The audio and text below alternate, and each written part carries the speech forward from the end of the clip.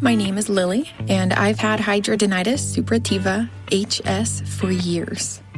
I finally found some relief since taking Cosentyx. Relief means I can show up more. Cosentyx secukinumab is prescribed for adults with moderate to severe hidradenitis suppurativa, HS. Don't use if you're allergic to Cosentyx. Before starting, get checked for tuberculosis. An increased risk of infections and lowered ability to fight them may occur, like tuberculosis or other serious bacterial, fungal, or viral infections. Some are fatal. Tell your doctor if you have an infection or symptoms like fevers, sweats, chills, muscle aches, or cough, had a vaccine or plan to, or if inflammatory bowel disease symptoms develop or worsen. Serious allergic reactions and severe eczema-like skin reactions may occur. Learn more at 1-844-COSENTYX or Cosentyx.com. Ask your dermatologist about Cosentyx.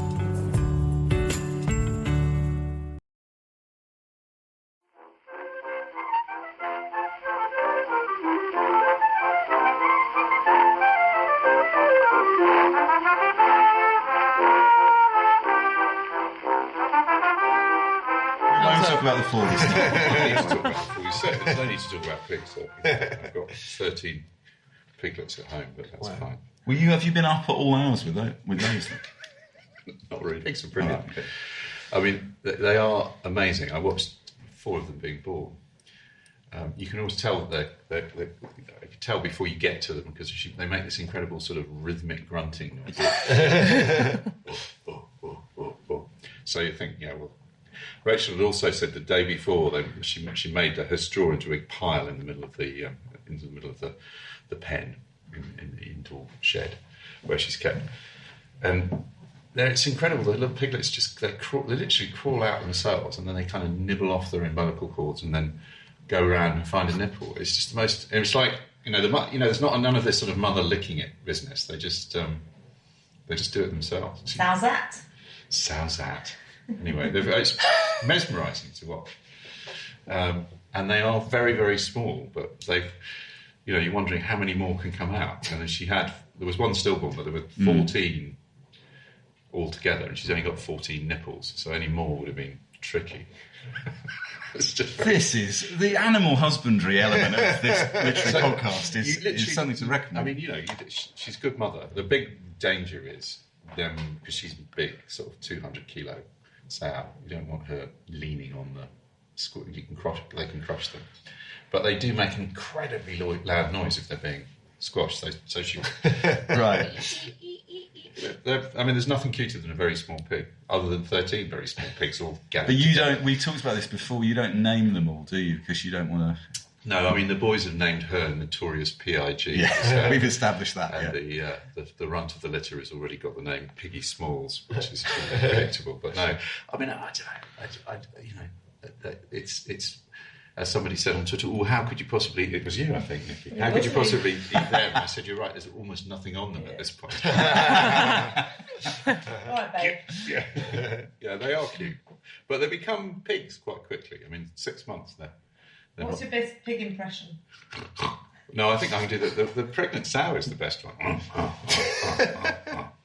Giving birth. It's a pig giving birth. I think that's enough pigs. Do they do this on the New Yorker? Do they? No. Yeah.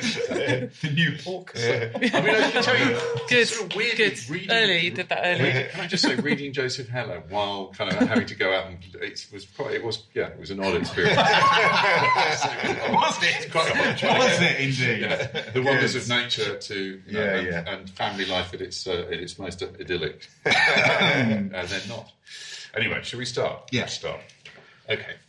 Hello and welcome to Backlisted, the podcast that gives new life to old books.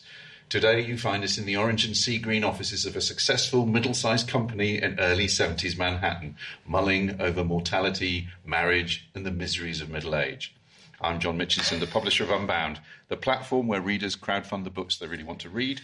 And I'm Andy Miller, author of The Year of Reading Dangerously. And joining us today is the award-winning Matt Thorne, author of 6 novels, including A Minute's Idol, 3 children's books, and most recently Prince, an epic account of the man and his music, which was published by Faber. Also, Matt is the first person I call in an emergency, and by an emergency I mean the release of a new Neil Young album. some emergencies can be stronger than others. Indeed. That's a fairly regular. Well, Yeah. that's why. Four or five times a year. What's his response? He's great. Well, he and I can rely upon to come together and go, is this any good or not? Yeah. Is this one any good? Usually we can say there's one good song on Yeah. this record. Yeah. We usually agree on which one it is. as Yeah, well. that's true. And then we get on with our lives. We're also pleased to welcome the novelist and critic Nikita Lalwani, whose first book, Gifted, won the inaugural Desmond Elliott Prize, and whose second, The Village, was published in 2012 by Penguin. Thanks very much, both, coming in. Thank you. The book that you're joining us to discuss today is the other masterpiece by Joesph Heller, Something Happened, first published in 1974.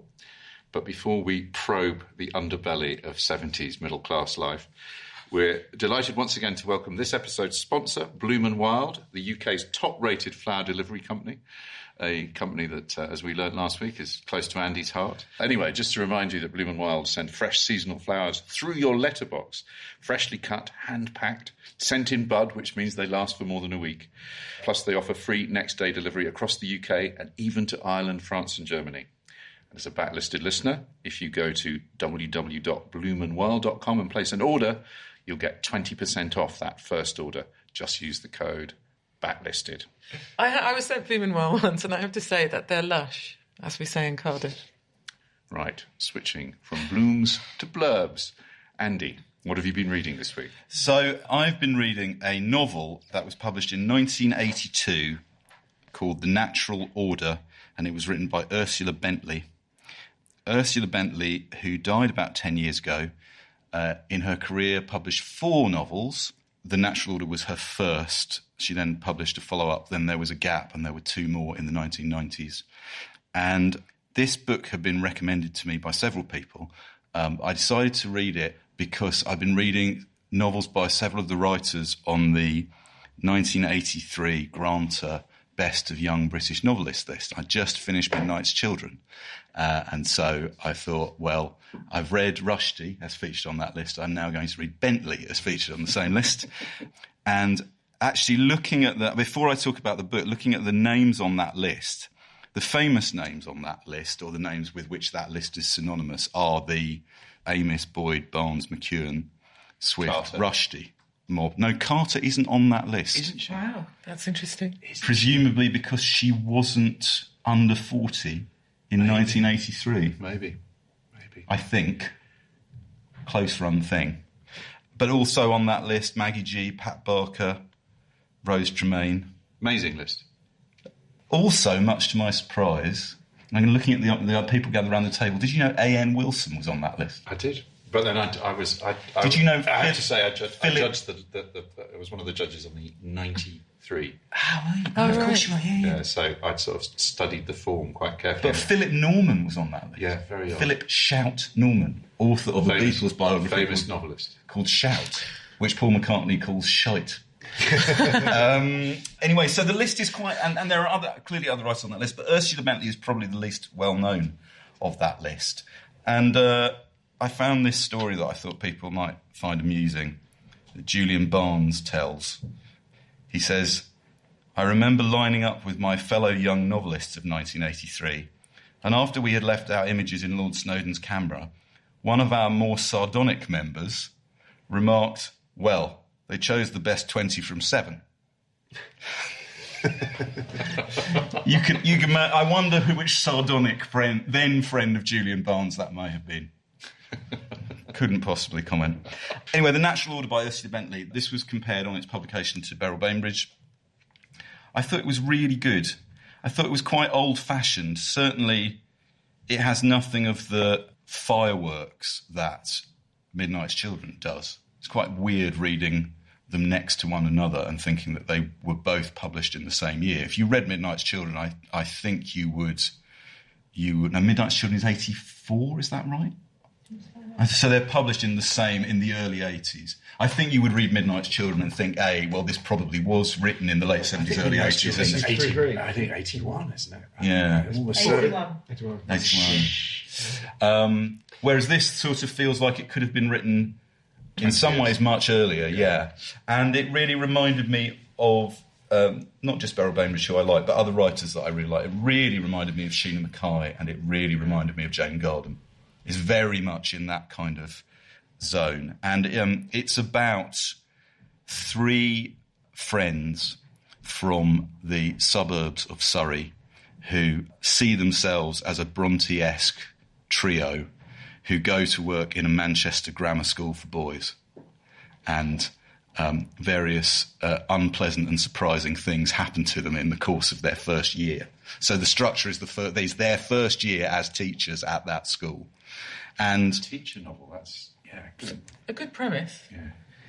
It's what Female teachers in an all-boys school. it's what she does. It's I can see you're thinking thinking- of it as a kind of slapstick comedy. Yeah, aren't you? As a that's kind what I'm of 80s imagining. movie. And I'm looking at the cover and it says wickedly amusing, a new and original but woman it's writer. Pretend wickedly Is it amusing. sort of isn't it? wickedly amusing, Is that- Barbara Pym, wickedly amusing? no, it's more. Harsh.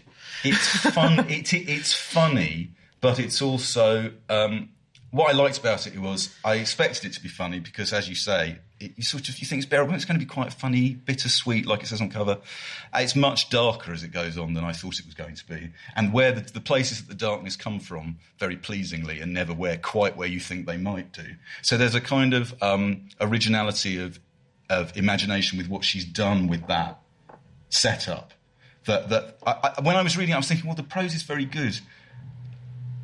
I'm not quite sure why somebody would pick on this particular novel as evidence of that level of budding talent. By the end of the book, I sort of did understand it. That it works overall as a novel with a beginning, a middle and an end in a way that's very sophisticated for somebody who'd never written a novel before.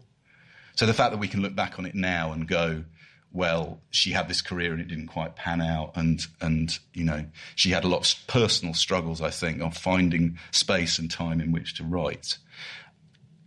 What people said about her in her obituaries, which I had a look at, was that she was, Bill Buford in particular, says, well, she wasn't a guy. And that but the list, he's specific. That's the word he to find uses. some women. Are there any women around? But he says specifically, it's not just their guys. Earlier, because in my head, when you're thinking of the early 80s, for me, Angela Carter is the Yes, who is the female champion you send forth against? Yeah. But I think that model. issue of finding time and McBarmis, space, as we used to call it. time and space to write is still working itself out, isn't it? It's still, Yeah. at least there's dialogue about it now. But Room I of think your own. back to, A Room of One's Own and what that means now. I think back to this short story by Tilly Olsen, I Stand Here Ironing. Yeah. And in that, it's all about... it comes down to the basics of standing there ironing and trying to think of a short story, and the childcare, not particularly wanting to do it. And Jane Garden, when we did the Jane Garden book on the podcast, there's that amazing thing when she said it's literally she could only do it when she'd got to an age where her children were no longer, she was no longer having to.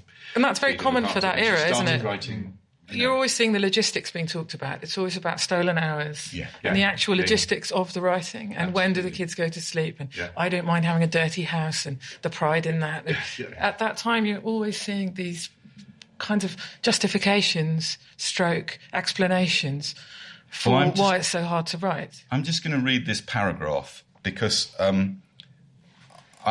this was while I was reading, I thought, if I gave you this paragraph at any point in any era, I think you would recognise somebody whose talent was really coming through loud and clear. So I don't want to tell you too much about the plot. I think many listeners would really enjoy this book. It's called The Natural Order by Ursula Bentley. It's out of print. All her books are out of print, and they don't deserve to be out of print. So I'll just read you this paragraph. The narrator has just realised, or is in the process of realising, that she has developed, without realising it, a crush on one of her pupils, who is a sixth form boy. I was looking at myself in the mirror on the back of the wardrobe as I spoke. He'll notice that, I muttered. He'll like it. It assisted the impression that another had spoken, that this other creature inhabited my body, and more particularly mind, and spoke in my place. Late though I already was, I backed away from the mirror and sat down on the unmade bed, staring out of the window at the top of the rowan tree that grew beside the front gate. A kind of flabbergasted joy possessed me, such as one might feel on meeting someone one had thought was dead. I had spoken his name, or at least his pronoun, and it was the abracadabra that opened up onto the full realisation of what had happened to me. I had been on the lookout for him. I had had his image on my mind. I had probably picked up every opportunity to talk to him. Had anyone noticed? I could not but think but once of Damaris and how I had ridiculed the same state in her. But of course her obsession with Shackleton, with the boy, had been of a different order, a wild, romantic, proselytising nonsense, merely an emotional perversion of extraordinary sexual frustration. I do not know what Damaris saw when she had looked at Shackleton, an amalgam of tender genius and steely musical intelligence, most likely. It was not difficult to see him as the natural successor to Chopin, Mendelssohn, and other beautiful consumptive musicians. But what I saw was the boy himself, flesh, blood, soul, and, yes, divinity, a kind of divinity. As the thought came to me, I clapped a hand to my mouth and rocked with astonished laughter, and yet it was not laughter, only a cathartic noise. Anne put her head round the door. We each had our own room now. It's 20 to 9, Carlo. We're going to be late. Yes, I'm coming. Are you all right? Yes. I knew that I must seem strange to her, transformed possibly, sitting on the bed half-dressed, grinning at her in a way that must have told her I was already grinning before she came in. My newly discovered passion spilled over into tenderness for her.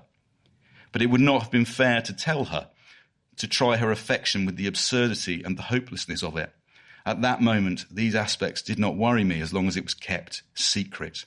It was too new, too different, too outrageous and fascinating to depress. Nature's way, no doubt, of giving the spirits a brief holiday before the descent into the pit. Pretty good. That's pretty good, isn't it? Yeah, it's pretty good. I love that descent into the pit at the end. Yeah. So there's a sort of, this is fine, this is fine, this is fine, this is not heading anywhere good. Yeah. And which indeed is what happens. So touch of Bell Bainbridge, maybe, kind of in the... Yeah. I mean, that's... Had anyone read her? No. I was vaguely aware of her. Rachel, when I said I was reading this book on Twitter, but this Ursula Bentley novel on Twitter, and Rachel Cook piped up and said, I read this when I was still at school. I absolutely loved this book. Yeah. It was inspirational to me that someone was writing this kind of thing then. Yeah.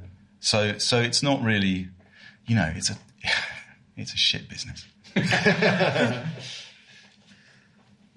Hey, Mitch. What have I been reading? Sorry, no. Okay. Come back. What have you been reading, John? I've been reading a very short, very powerful, very beautiful new book by a Canadian writer called David Chariandy, whose first book was called Sukuyon, and this book, Brother, has already won awards in Canada, and it comes with comparisons to Juno Diaz, and it comes with Marlon James saying it's great. It's I can't get it out of my head. It's one of the best short novels. I know it sounds weird, but it really reminded me. It's completely unlike So Long, See You Tomorrow by William Maxwell in its themes. It's narrated by a young black man living in the Toronto suburbs, sort of crappy Toronto suburbs. He's working very, very hard in a store at a supermarket, looking after his mother. What has happened is that 10 years earlier, his older brother Francis was killed.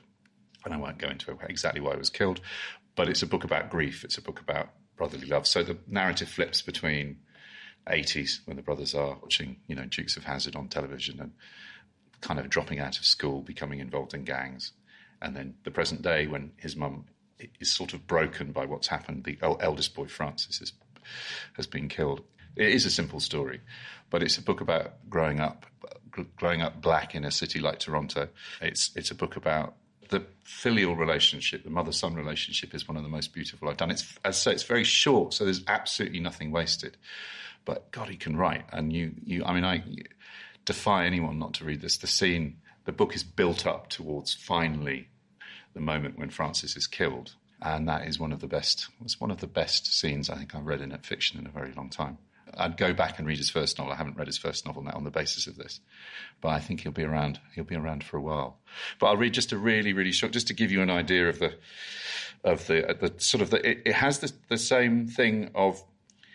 I guess what happens is that, like in So Long to See You Tomorrow, something happens that doesn't seem terribly important early on in the book. You know, they make a mistake, they're the wrong place at the wrong time.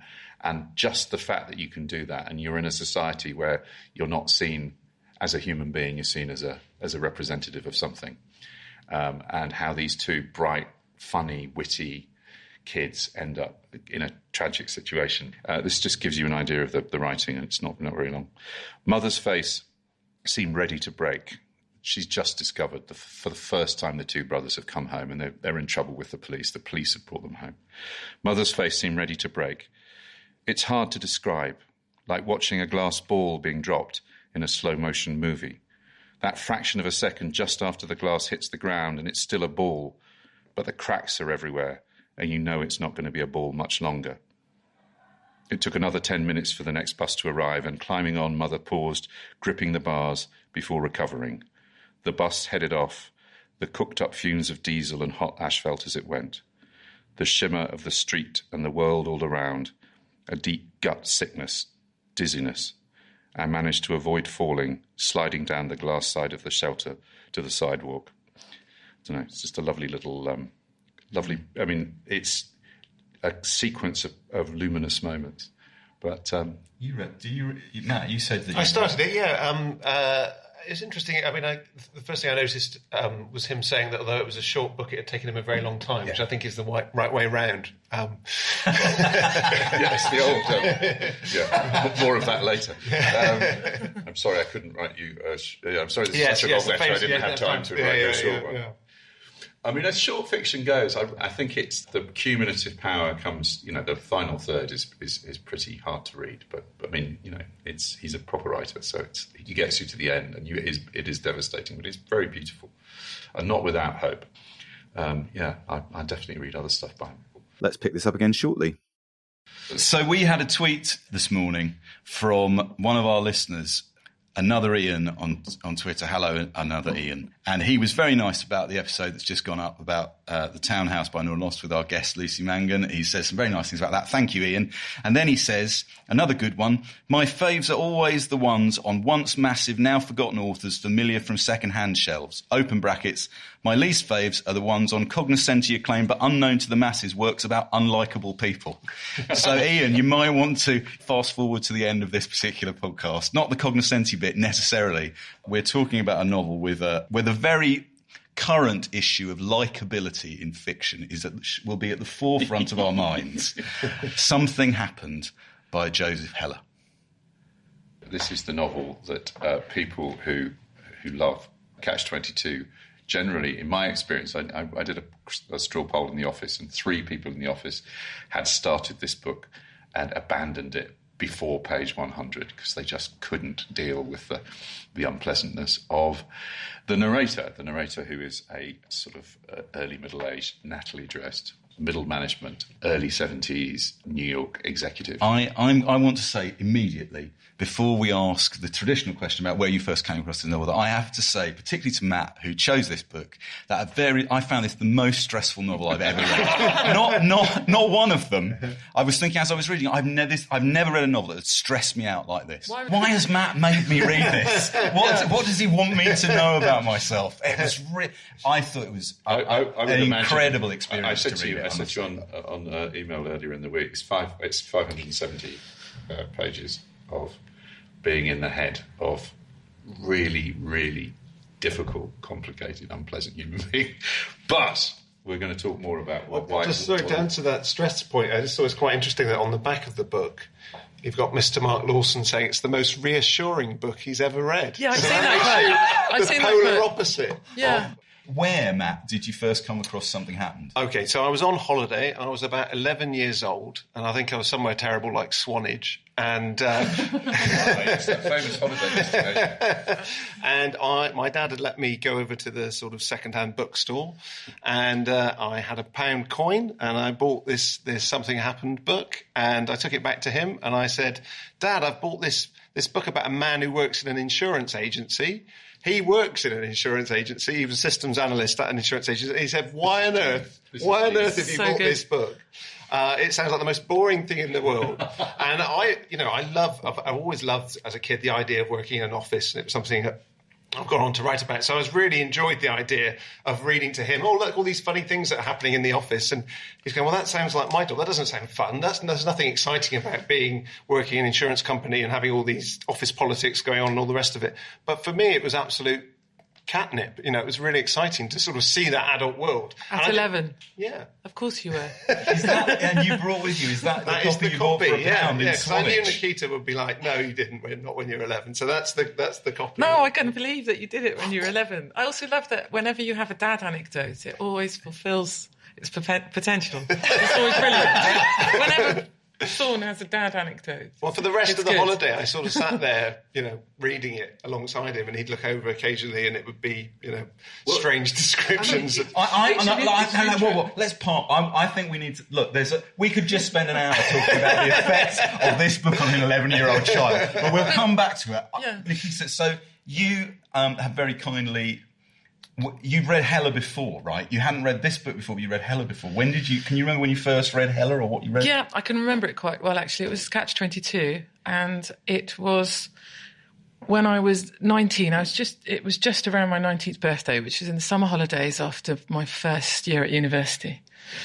And I was studying medicine, but unsuccessfly. It wasn't going very well.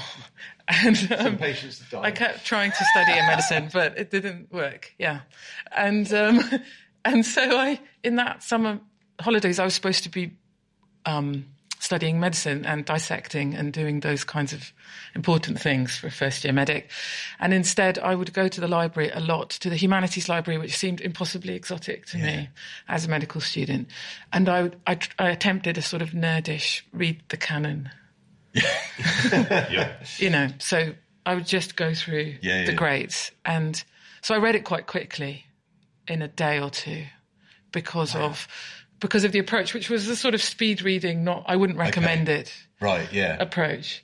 But I thought, I've got the gist of it. I understand what the fuss is about. Okay, Henry Miller next. Yeah.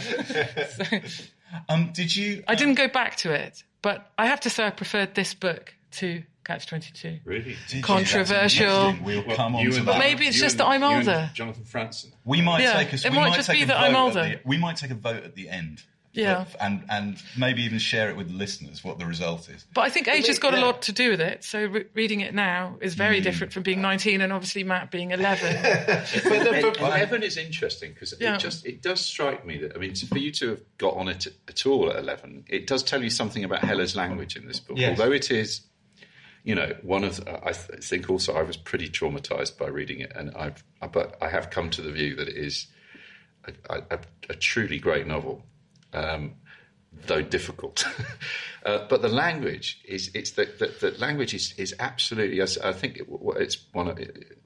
Is it in Vonnegut's review where he said it's cut like a diamond. It's there's not a lot of, we'll get some readings from it, but there's not a lot of slack in this book, although it's so long. So with Catch-22, did you read Catch-22, Matt, after Something Happened? I didn't read Catch-22 till much later on. I went on to the next one, Good as Gold, which is sort of another standard kind of comic novel. It's about a novelist who goes to work in the White House, or a non-fiction writer who goes to work into a White House. And I didn't do anything for me. It just felt very wisecracking, very, that kind of humour, the same humour as Catch-22. And so when I went back and looked at Catch-22, I didn't really like that either. So it was a long time, actually, before I started reading before I read Catch-22, and I've never really felt the same sort of affinity for it that I have with this one. I'm going to give you everyone's got a Catch-22 story. I think Catch-22 is one of those books that you either I do think the world seems to be divided into, let's give it a Heller-esque formulation, two types of people. Those who pick up Catch-22 and can read it straight through, and those like me who just... I tried to start it half a dozen times. I can tell you exactly where I always say about Catch-22, it took me 22 years to read it. 1 year for every catch. You know, I started reading it in a hotel room in Pitlochry in Scotland the week after my dad died in 1985, because we had a holiday booked, and it was in the keeping with our family that we carried on regardless. So we went on this holiday, which was quite a weird, I now think it was a weird thing to do. But anyway, we went on the holiday, and I had the book with me that I'd bought to read to cheer me up. And I started reading Catch-22 in a hotel room, and I finished it 22 years later on the top of a number 12 bus in Notting Hill Gate in London.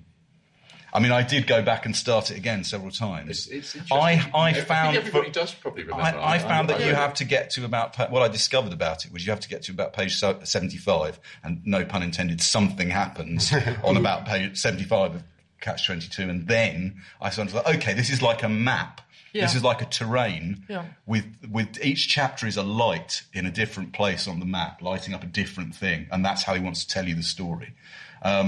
I'd love to read it again, actually. I was hoping I'd have time, but I didn't to do it for this podcast. But then I think in a way I think it's a fundamentally different book from Something Happened. I'm not sure. Very different. I'm not sure what the hell Something Happened is. I feel like having read it, something has definitely happened. When I said I'm not sure I could ever read it again, I've revised that opinion since we had that. Exchange. Yeah. It might be really nice to just hear the beginning, sort of the beginning of the book. Yeah, shall I read? It's not the very beginning, but you were saying it's the first bit that he wrote. Heller said that what he did was, when he wrote a novel, he would wait to come up with the same thing happened with Catch-22. He would wait to come up with a phrase or a paragraph that even if he didn't understand where it would go, he was so inspired by it, it would push him through writing the rest of the novel to back it up. And so this came to him, he wrote it down, he said, and then spent the next 12 years backing it up. Well, as you know, one of the things about the book is that it sort of runs on endlessly, so I'll go until I find a natural endpoint, because it doesn't feel as if one is there particularly. In the office in which I work, there are 5 people of whom I am afraid. Each of these 5 people is afraid of 4 people, excluding overlaps, for a total of 20. And each of those 20 people is afraid of 6 people, making a total of 120 people who are feared by at least one person. Each of these 120 people is afraid of the other 119, and all of these 145 people are afraid of the 12 men at the top of the company who helped found and build it and now own and direct it. All these 12 men are elderly now and drained by time and success of energy and ambition. Many have spent their whole lives here. They seem friendly, slow and content when I come upon them in the halls. They seem dead, and are always courteous and mute when they ride with others in the public elevators. They no longer work hard. They hold meetings, make promotions, and allow their names to be used on announcements that are prepared and issued by somebody else. Nobody is sure anymore who really runs the company, not even the people who are credited with running it, but the company does run. Sometimes these 12 men at the top work for the government for a little while. They don't seem interested in doing much more. 2 of them know what I do and recognise me because I have helped them in the past, and they have been kind enough to remember me, although not, I am sure, by name. They inevitably smile when they see me and say, "How are you?" I inevitably nod and respond, "Fine." Oh. So, I mean, immediately, it does sound in a way like a satirical comic novel. Yeah, he does. You can hear even in the beginning of the book. It's the thing that happens again and again and again when I was reading this. I thought, this is amazing. There's this kind of mesmerisingly dull parade of process. Yes, right. Yes. And then he drops into it as a writer, one mot juste after another. Yes. So that was pretty neutral. Yes. As a piece of prose, apart from every so often, he drops in just one word for flavour. Yeah. And he keeps it up. He just keeps going and keeps going. But there is that sort of feeling, isn't there, of of it's just like sort of milk on the turn always through the book. You know, you can't relax into it. Yes. I was thinking about, you know, voice, because it's all in your 560 pages in this voice. Thinking about Richard Ford and Frank Bascombe and how luxuriant it is to be in Bascombe's voice. Being in the head of Bob Slocum is not. It's hard to relax. I mean, sorry.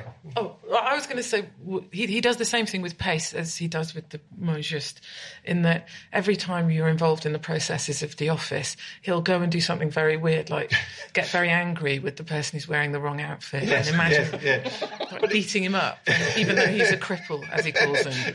And kick him in the leg. I admired that mastery of pace, but on how luxuriant it is to be in the voice, for me, it felt like it's so self-aware. He's so self-aware about all of his horribleness. It's like a kamikaze sort of need to confess, isn't it? That's the thing. It's somewhere between a confession. He cannot help but tell you everything in his head as it's happening. But at the same time, you're focused on every bit of language because you think something important's coming up. It's one of those books where not very much is happening all the whole time. And it's different. That's what I don't like about Catch-22 or Good as Gold so much, is that it's an obvious joke rhythm. It's like, here you are, here's the punchline, here's the setup. And something happens, you don't know where the important details are going to come. I would agree with that, We've got a clip from Hella here. This interview was done in the mid-70s. I think this was done just after the publication of Something Happened. It's a terrific interview. And this is a clip where he talks about both the title and the idea of Something Happened. In Something Happened, there is nothing specific that I give that enables Slocum to recognize as the source of danger. And there's a vague source of anxiety. Slocum does not know what it is that has brought him to this position in life where he has everything he's always wanted and yet feels a sense of loss, a sense of loneliness, an inability to thrive emotionally. Now, one thing Joesph does have is he is emotionally expressive. He's sensitive. He has appetites. Bob Slocum is almost impoverished. And the reason that there's a lot of care in my choosing the title, Something Happened. Something is such a vague word. Slocum is trying to find out what did happen to him. What happened to that little boy I used to be? And he can't find out. In fact, I've constructed the book in a way so that no one interpretation would explain it. And that, I think, is the contemporary condition.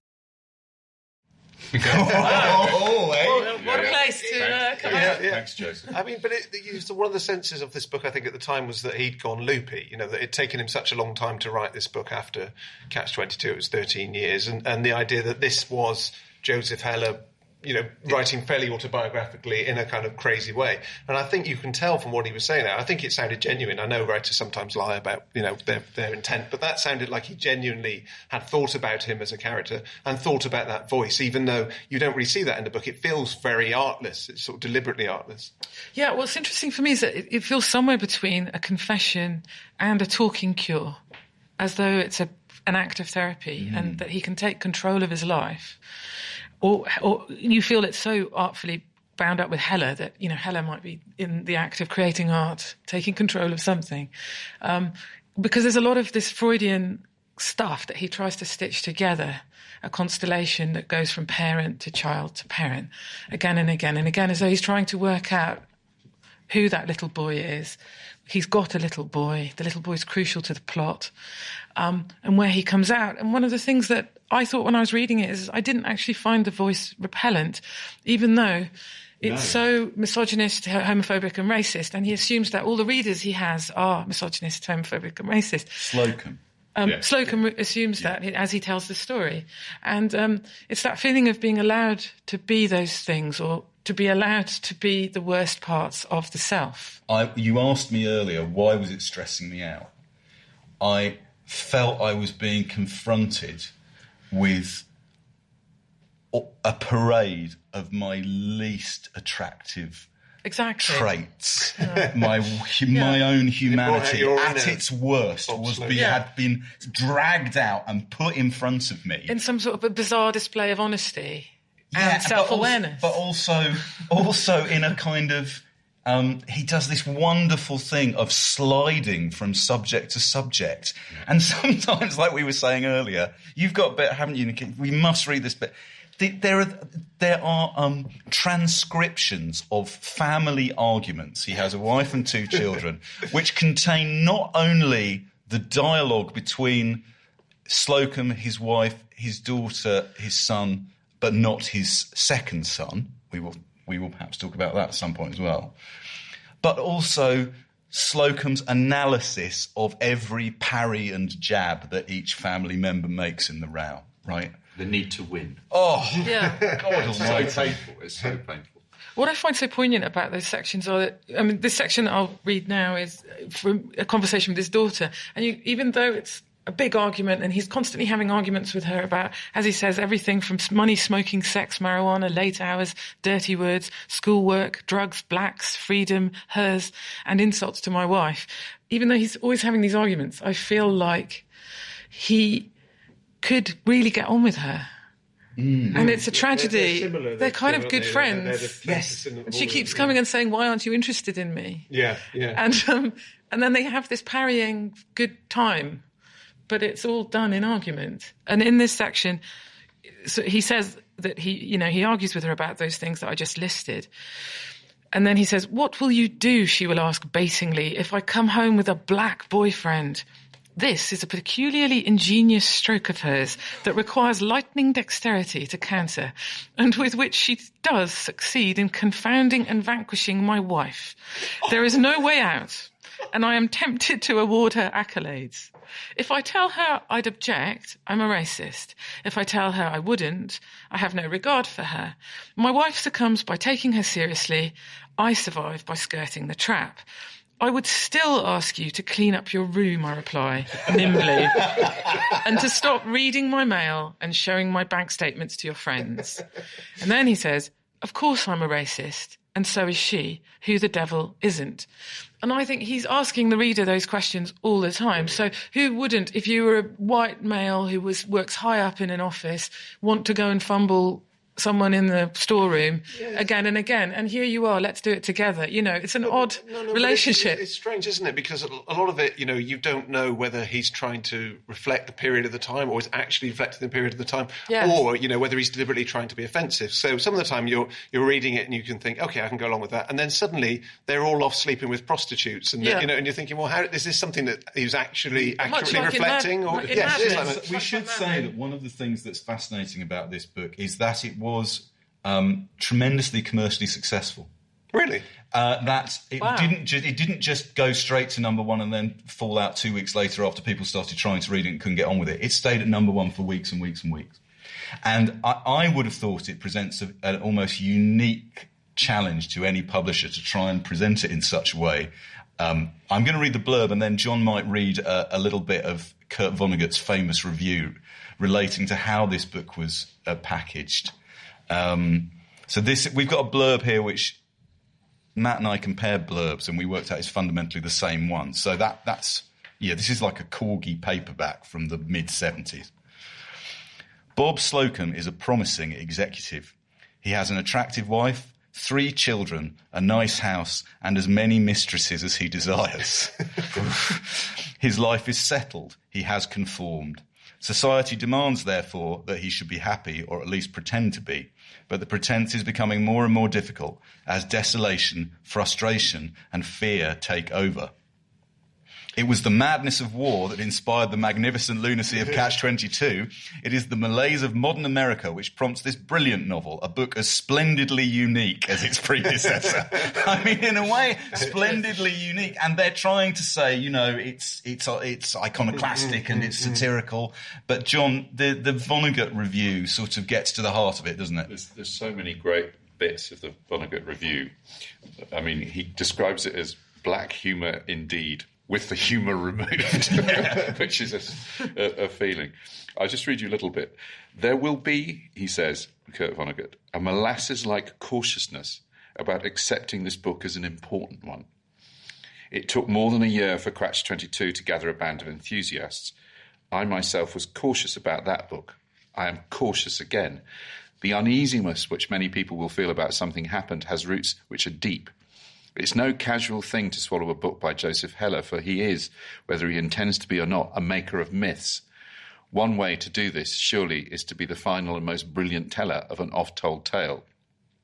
And he goes on to say, the proposed myth in Something Happened is that those families, the families of middle-class veterans of the Second World War, were pathetically vulnerable and suffocating. It says that the heads of them commonly took jobs which were vaguely dishonourable or at least stultifying in order to make as much money as they could for their little families, and they used that money in futile attempts to buy safety and happiness. The proposed myth says that they lost their dignity and their will to live in the process. And he goes on. I mean, obviously, I've got a bit here, John. Yeah. This is the bit. I mean, we've all read this review. Yeah. I think. Is this book any good? Yes. It is splendidly put together and hypnotic to read. It is as clear and hard-edged as a cut diamond. Mr. Heller's concentration and patience are so evident on every page that one can only say that Something Happened is at all points precisely what he hoped it would be. This book may be marketed under false pretences, which is all right with me. I have already seen British sales promotion materials which suggest that we have been ravenous for a new Heller book because we want to laugh some more. This is as good a way as any to get to people to read one of the unhappiest books ever written. I mean, Heller responded, didn't he? He said that he thought that Catch-22 was the best book he'd written, and then when he read that review, he thought that Something Happened was the best.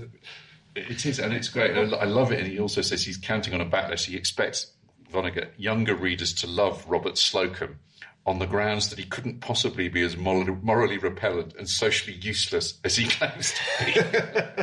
What's interesting about that review is you get the feeling that Vonnegut's battling with how depressed he is from the novel. He says at the top, doesn't he, something like, life has become very small now that I've read this book. It's like a grave.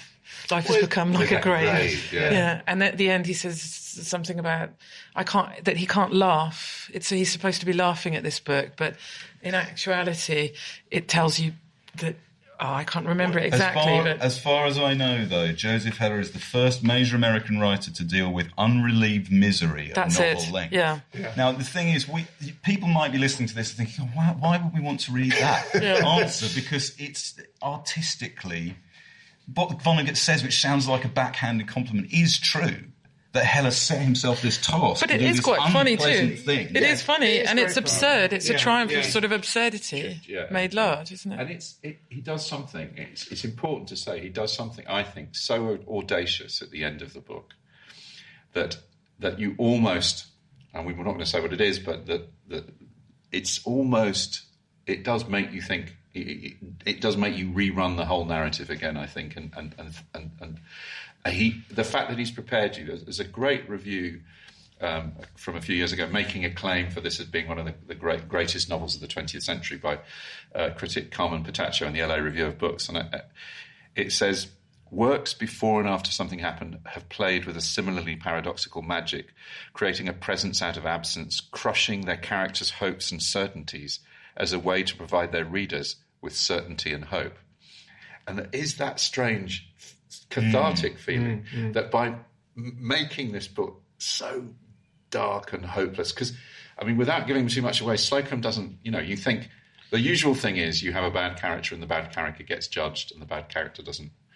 The Slocum at the end of the book is very similar to the Slocum. Yes, it's interesting. I mean, it's funny that we were talking about the ending, because I remember one time I went in to meet with a film company, and they said, what book would you like to adapt? Go for something really big. We've got an unlimited budget. Well, not unlimited. We've got a big budget. We could buy you a book for you to adapt. And I said, I want to do Something Happened. And they said, oh, Heller, that's really exciting. Yes, And then so they said, what's it about? And I told them what's about. And I could see they weren't that interested, but they were still going, okay, tell us a bit more. What happens at the end? And I told them what happened at the end. And she crossed off the name of the book in front of me. But that ending is so interesting without giving it away, because you do want to sort of laugh and cry at the same time. Like, you genuinely feel for him, even as he doesn't redeem himself. And Heller, the novelist, has won. He's got you into. He's beaten you up. You do feel for him. Let's hear another clip. There's a clip here. This is Heller talking about what he was trying to do with the structure of the novel. Most of what's happened in each book has taken place before the beginning of the book, and the character in Yossarian, I am the main character, and I will bring the reader back to certain events each time, adding. It's a structure that William Faulkner used very well. I didn't originate it. In Something Happened, I'm more concerned with the workings of a mind, particularly memory. I think memory is the biggest character in Something Happened. And the organization of Something Happened works the way I imagine memory works in other people. Now, as we keep returning to certain periods in our life, there may be 4, 5, or 6 or certain people who, for one reason or another, made very deep impressions on us as we grew up, as a child, as an adolescent, as a young man. And consequently, Slocum, with memory as the transporting device, will return to things in his past and work with his present and future as well. So in that sense, themes are repeated, and I really had a sense of music, more so with Something Happened than with Catch-22, and also a sense of an artist's palette. Very much conscious of spatial relationships of the themes and ideas in Something Happened. It's that thing I was talking about him, how he does this fascinating thing of, because the book is layered like in the way he describes, that he slides in from subject to subject. Sometimes he'll spend 30 pages on it. Sometimes he'll spend half a page on it when he's been talking about something else. Yeah. The idea in your memory that you kind of anxiously return at 4 a.m. to something you said 30 years ago that you still feel embarrassed about, but you'll never be free of. It is musical like that. They keep the recapitulation of themes that coming, the speech that he doesn't get to give at the conference. Yeah. And that even little phrases. I mean, I think Vonnegut uses that fantastic thing. He's sort of tapping on a bit of metal, kind of, and creating this sort of carapace of huge kind of. It's a massive book which not very much happens in. Yeah, I mean, I tried to look at the plot this time because when I read it again,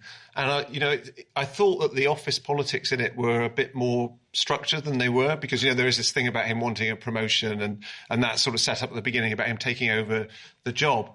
But that doesn't really go anywhere. You don't get anything back from that for about another 400 pages. And instead of which, he focuses on details like the woman he wanted to sleep with when he started at the office, who committed suicide. And so section. And he goes on that. He recapitulates that again and again. That comes back and worries it away. And that I mean, really terrible. I was thinking of Black Mirror actually, where there's the thing where you're in somebody else's head and the rape scene. I don't want to be having to be in this room watching this woman kind of effectively be on the point of rape. I mean, without, again, giving away that rape spoilers. scene's very interesting because really I think he's using it to Hella's using it to make him sympathetic, Slocum, because he does intervene, just like when he's about to bash the guy whose job he's going to take. Yeah. He's actually looking after him and saying, don't wear these weird clothes to the office, try and keep your job, because he's angry that he's going to be promoted and take his job. And I think that there's sort of classic attempts to make us sympathise with him. But he regrets it, though, doesn't he? But with the rape scene, it's very nuanced, because at the end he says, he reverses it. At the end he says, so he intervenes and screams. Yeah. And so he sort of saved her from the rape. And then he says, but was I a fool that I didn't make her put out to 3 people and be one of them? Yeah. Which is incredibly harsh. And he goes to see her and he says, I wanted her to be more grateful than I thought she would be for me saving her with that scream. And instead she was back to being cheerful and doing what she obviously had to do to survive, which is just start flattering everyone in the office again, even though she's just escaped a rape situation. At various points in this book, I said it made me uncomfortable. One of the things that I was thinking while I was reading it was, oh my God, you could walk into a bookshop and buy this in 2018. Its potential to cause offence, which must have been significant when it was published, has multiplied now. And it made me think, a lot of trigger warnings. I like a bleak book, right? I like Jean Rhys and Hubert Selby, Welbeck. I'm a big Welbeck fan. Welbeck, who cops a lot of flack. This makes Welbeck look like Val Dooning, right? In terms of the bleakness and the willingness to say almost anything. Yeah. But as you've just said, Nikita, within a framework. It's quite, and I think that section on rape, I looked at it a few times, it's quite interesting. Heller's not condoning it. He's trying to be honest about Slocum. He looks sympathetic, and then he isn't sympathetic, and it's that honesty. It's just going that one step further and saying, or am I the fool for doing it? And why isn't she more grateful? Well, it is a sort of total nihilism as well, though, isn't there? You know, there's that thing about all these... You could think of the fact that it's the back of the book's saying, oh, look, there's a novel with lots of mistresses. That will be exciting. Yeah. But he hates sleeping with the mistresses. You know, it's like the worst thing in the world. Contributes He to just his on and unhappiness on with and the on about, capital I don't U, want to have to sleep with another one of my mistresses. This is the worst thing in the world. You know, the basic... I mean, this is the thing, the reversal thing. He kind of despises his wife for becoming the person that he's turned her into, and hating the fact that she's allowed him to do that. The double think is there all the way through. Especially at the way in which she approaches him sexually. He doesn't like that, but he claims to have taught her that. You know, you can't go...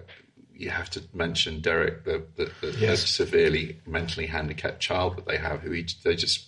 All the book is about, should we keep him, get rid of him? I mean, it's so brutal. It's My man is laughing. I'm trying not to laugh. I know. Laura, trigger warning. But what's making me laugh is, out of respect for Heller's put that in his book, and he's put it as a constant thing to come back to make the reader go, for fuck's sake. The lack of compassion for that particular character. You do feel beaten up. No one who's got children has not had the daddy stop shouting. I'm not shouting. Yes. I'm just raising my voice to make emphasis, which he goes through all the time. It's the most brilliant family argument. So that technical thing as well, you know, the boy who he wants to get rid of, Derek, is the only one who's named. So he says, my son, we don't find out their name, my daughter, but then you find out Derek's name. So that has a weird effect to it as well. You know, there's that Heller was talking about the musical element, about the fugal element, and the way that when often scenes will reach kind of crescendos of prose and then slide off into other subjects. So he has this weird... There's a little bit I'd like to read here, which does that, which I think, listeners, if you want to just go and make a cup of tea for a minute, you might want to do that. Here we go. And there you have my tragic chronicle of the continuity of human experience, of this great chain of being, and the sad legacy of pain and repudiation that one generation of Slocums gets and gives to another, at least in my day. I got little, I gave back less. I have this unfading picture in my mind, this candid snapshot, ha, and it can never be altered, as I have a similar distinct picture of my hand on Virginia's full, loosely bound breast for the first time, or the amazingly silken feel of the tissuey things between her legs the first time she let me touch her there, of this festive family birthday celebration in honour of my little girl, at which my old mother and my infant daughter are joyful together for perhaps the very last time. And there I am between them, sturdy, youthful, prospering, virile, fossilised and immobilised between them as though between bookends, without knowing how I got there, without knowing how I will ever get out, saddled already with the grinding responsibility of making them and others happy, when it has been all I can do from my beginning to hold my own head up straight enough to look existence squarely in the eye without making guileful wisecracks about it, or sobbing out loud for help. Who put me here? How will I ever get out? Will I ever be somebody lucky? What decided to sort me into precisely this slot? What the fuck makes anyone think I am in control? That I can be any different from what I am? I can't even control my reveries. Virginia's tit is as meaningful to me now as my mother's whole life and death. Both of them are dead. The rest of us are on the way. I can almost hear my wife, or my second wife, if I ever have one, or somebody else saying, won't you wheel Mr. Slocum out of the shade into the sunlight now? I think he looks a little cold. Oh, it's genius, though, as an arrangement of rhythm and prose. It's brilliant. If somebody starts listening now, they're going to think, what happened to Andy? You fully inhabited that role. I'm not going to read. There's another bit I wanted to read. And while we've been talking, I think, you know what? If I read this out loud, I would actually find it almost too painful to read. There's a section where he's talking about his mother when elderly, which I would not want to hear my own mother, who, to be fair, does not listen to that, listeners, but I would not want to hear my mum hear me reading those words out loud. probably because they have horrible grains of truth in them. Can I read a funny bit? Please. The sort of balance to that. I was reading out bits to my wife Leslie as we were going along, and this she said was an accurate reflection of our relationship. This bit. I have it on her. It has nothing to do with love. It is more to do with hate. We hoard pillows. We have big, fluffy, soft ones now, and she steals mine when I'm asleep. Also, she sleeps better than I do, which arouses so much wrath in me that I can hardly sleep at all. And then she maintains she's been awake all night with heartburn, headache, and humanitarian concerns over the well-being of others. I'm the one who's been awake. She won't stay in her part of the house, as my son and daughter prefer to do now. She won't answer the telephone, even though the calls are for her. When one call does come for me, she'll wait until I've been talking for 30 seconds and then pick up the extension breathlessly to shout, "Hello, we've run out of light bulbs." There is face to be saved in this tug-of-war, and I want to save mine. This is the one victory she cannot pluck away from me. I have the advantage because I do not care if she never says it to me, although I might begin to care if I felt she didn't.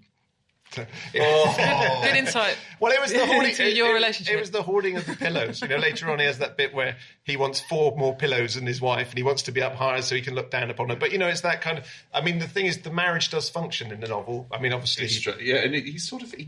Just when you're about to give up on Slocum, he kind of wins you back by doing something that's sort of, all the way through the book, his head is inhabited by, he's always trying to find himself the forsaken child. He's trying to find, he wants to, when I grow up, I want to be a little boy. But I love this towards the end of the book. Kegel, who's one of the guys in the office, who's got a bib. Kegel is an amazing and he wants to kick Kegel. Yeah. But he then, being Slocum, he can't even own that. He says, the man who, inside he said, the man who wants to make me kick Kegel in the leg is a worldly, relaxed fellow with black silk socks and a grey pinstripe suit. He's a man about my age with neatly trimmed white hair. He is little, of course. He has to fit inside. Even all those sinister and gigantic ogres who've been menacing me in my nightmares all my life have been small. It's just that I am so much smaller. He seems to know his way about the stone passageways of my brain much better than I do, for he reappears in different settings, often reading a newspaper with one ankle crossed comfortably over his knee, biding his time. He thinks he's got more time than I have. He hasn't. I think there's a sauna for many of the more affluent, better-bred occupants of my thoughts that seem the type that likes to scorch itself leisurely after playing squash. I suspect there's a homosexual haunt located somewhere secret. The shops are all about at which wicked contraband is exchanged by grimy, unshaven men who know how. Grimy, unshaven men expose themselves to me and to children of both sexes and go unpunished. All crimes go unpunished. Oh. That's the inside of Slocum's head. The book that I really enjoyed, Then We Came to the End by Joshua Ferris. Mm-hmm. Yes. With which this has much in common. And I don't want to criticise... there's no criticism of that novel intended when I say this, but, Then We Came to the End is in some ways like an easy listening cover version of Something Happened, isn't it? I mean, it has the tedium of office life without quite the psychotic kill or be killed element. It makes Don Draper... Yes. Look, I mean, pathetically weedy. Although I think Matthew Weiner must. I wondered that if he was influenced by it. And that whole that sort of anti-hero sort of tradition. I mean, in long form drama, I think maybe Hella's in there. So this character must. And also that character who he refers to as the 28-year-old woman. She's sort of tall, blonde, and as he puts it, just huge in every department. And I wondered about that character. The one who gets Mad laid Men. on the desk by the guy that goes down in the story. Do you think, I agree with you, John. We've all watched Mad Men, right? I'm looking at all 5 of us around the table. Yes. Yeah. But Slocum does makes Don look like a pussy, really. Do you think so? I don't know. Yeah, because he doesn't. That's what the point I was saying about that. He doesn't enjoy any of this. He's not like Don Draper. Like Don Draper. But Don Draper does enjoy it for a while, doesn't he? There's a bit of kind of. But so does he. He enjoys it. He says about Virginia. Slocum says, I was just grateful for whatever she gave me. I mean, he talks about other women with Virginia, but he's always grateful for whatever happens in the cupboard, even though it's not the full works. Yeah, but Don Draper is a glamorous figure to begin. Although he's got the history and the background, other people. He's not going to kick Kegel. He's not going to go around. I mean, there is a bit. There is that similar bit where he goes into the meeting and he says something to him. He says, "Did that just happen? Oh, it must have done. Oh, it's the most boring dream I've ever had." And it's a similar sort of thing. He has that attitude. Yeah. I mean, basically, the similarity between them is they don't really care about their jobs, and they hate their jobs, and they hate the people around them. But I don't think anybody would identify with Slocum as a sort of hero in the same way. He doesn't have that kind of... You don't read this and think, God, I wish I lived in the 70s when people could do these terrible things. But if you like Mad Men, would you like this book? Oh, yeah. I mean, the mood is very similar. No, you don't think so? No, I don't know. That's interesting. I think this exposes the underbelly of Mad Men. So yes. I think, as we've discussed, you're always thinking... I kept thinking back to Mad Men and how a lot of the things we accept as glamorous are actually quite hideous in it. And we enjoyed them week on week. I guess the difference would be, Matt, that Mad Men... Yes, the underbelly... They weren't shy of showing you the unpleasantness of it, while at the same time as making it nice to look at. Yes. I don't feel this is nice to look at in the same way. I think the reading experience is more difficult. Yes. Doesn't slide down as easily. Yes. But grab them by the pussy kind of culture, you do feel that this is what that kind of worldview, that Trumpian worldview is kind of... But it shows the horror at the same time. It doesn't have a glamorous... I mean, you don't think of Bob Slocum as an attractive man. He describes himself as, all his physical ailments, all the things he's going for. Yeah, you're constantly wondering how he can sleep with whoever he wants in the office. But he tells you that he can so confidently that you believe him. Well, he says it's not going to last for much longer, doesn't he? He says it's like his hair's going to go soon, and he's not going to be able to keep functioning in this way, which is not something you would have ever seen in. You might have seen it in the secondary characters in Mad Men, but not in the male lead. He's outwardly successful, but his inner life, the stone passageways of his mind being inhabited by all these sort of strange... It reminded me in some places of Beyond Black, that thing of ghosts, the ghosts of the past inhabiting him, and all the moaning, the wife and the husband moaning in their sleep, and him not waking her up. Funnily enough, Andrew, our former guest, Andrew Mail, when I told him that we were doing Something Happened by Joesph Heller, he said, "You know what, my feelings about Something Happened and Beyond Black almost exactly the same. It's a masterpiece. Please don't make me read it again." I would definitely read this again, I think. Yes. Matt, how many times have you read it? Do you know what? I read it endlessly as in sort of 11, 12, 13, and it sort of went into my head. And I didn't read it again until I reread it for this. And after our conversation, I just thought this is something that I would like to talk about. And I remembered it all almost verbatim. It was there. I can remember on pages. I don't know whether it's because I hadn't read much at that time and it sort of stayed there. But so I felt as if I was very familiar with it. And did it? You think it influenced you as a writer? Oh, absolutely. Yeah. My second novel, 8 Minutes Idle, which was set in a call centre and is about office life. I mean, it's very different because it's a 20-something guy rather than a middle-aged ad man. But the office politics was in there, and also just the rambling kind of thoughts, or hopefully not actually real rambling, but feeling like rambling and having that kind of flexibility. That struck. I mean, it wasn't something I even consciously thought about, but it just felt as if it had been stuck in my brain and then came out later. It's really interesting hearing that because I read it when it came out. 8 Minutes Idle, and I can see all the connections. I can see how you would have been influenced by it now. And did you, Nick, you hadn't read this one before, did you, it's a hard thing to say, but did you have preconceptions about it? Did you know much about it? No, I didn't know anything about this. So I had a lot of preconceptions about Catch-22 when I read it in the speed reading way. And I wasn't really affected by it. I just wanted to know, as I say, what the fuss was about.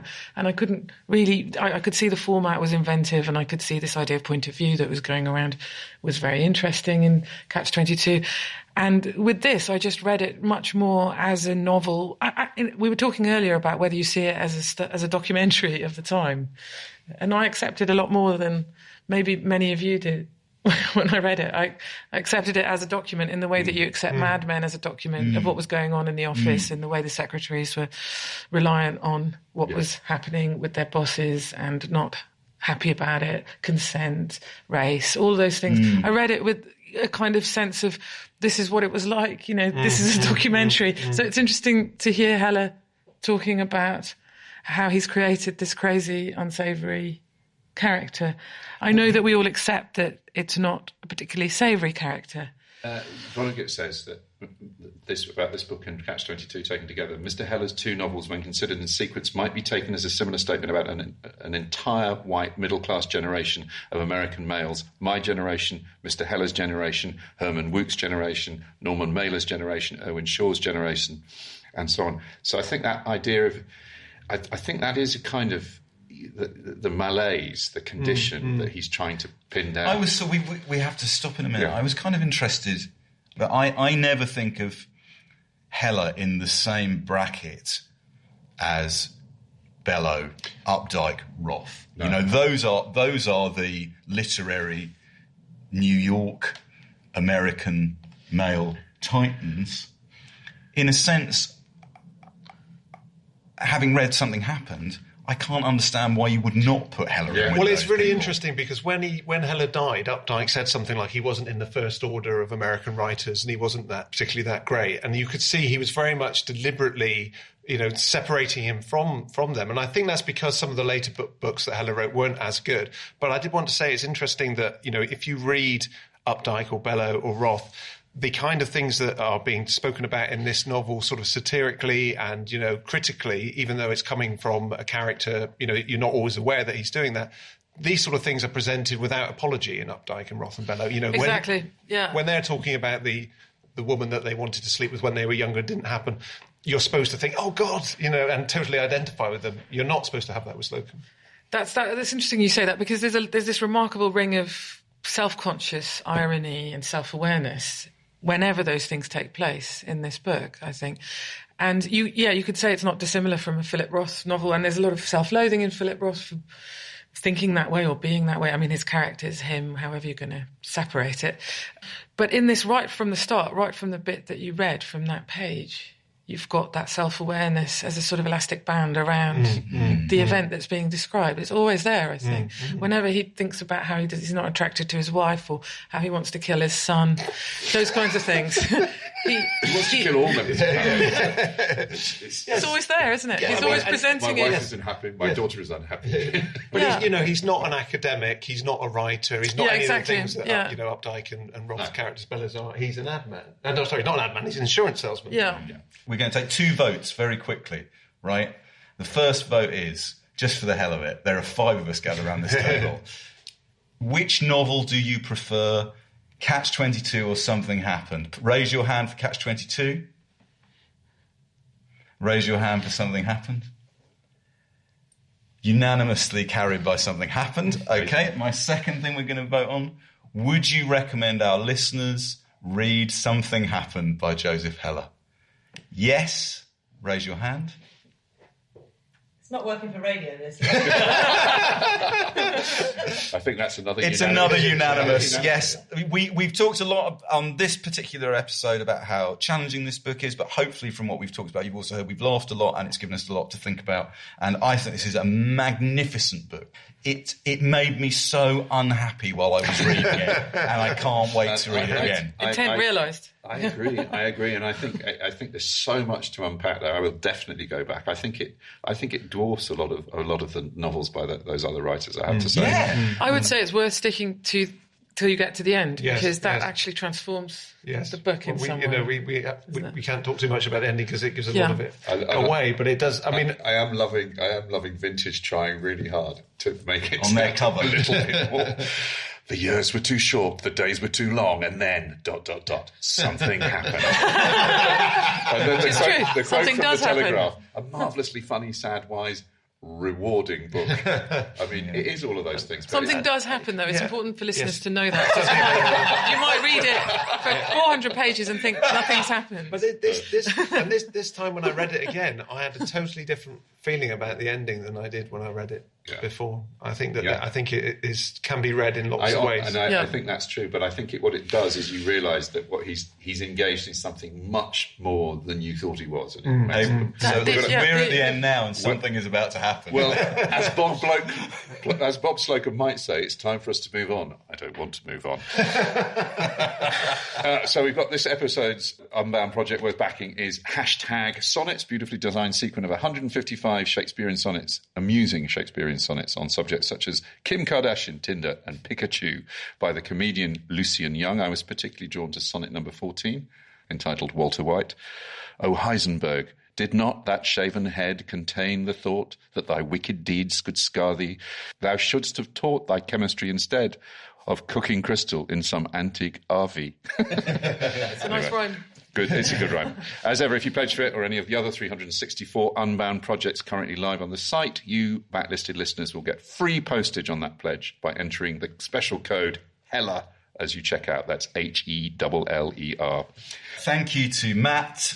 Thank you. Thanks. Thank you to Nikita. Thank you. Thank you to our producer, Nikki Birch. To Unbound and to our colourful, fragrant sponsor, Bloom and Wild. You can get in touch with us on Twitter at BacklistedPod, on Facebook, Backlisted Podcast, and our Unbound's online magazine, Boundless, unbound.com/Boundless.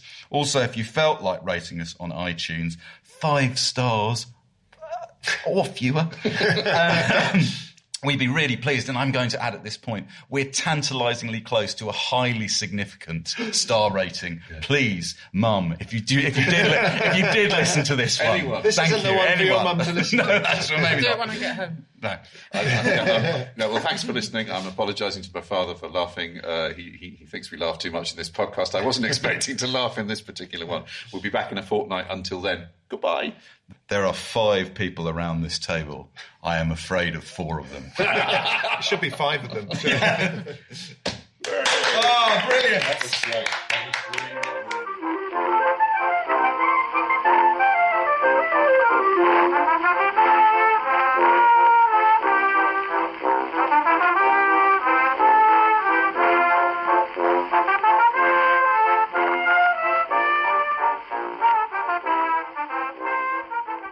If you prefer to listen to Backlisted without adverts, you can sign up to our Patreon. It's www.patreon.com/backlisted. As well as getting the show early, you get a whole 2 extra episodes of what we call Locklisteds, which is Andy, me, and Nikki talking about the books, music, and films we've enjoyed in the previous fortnight.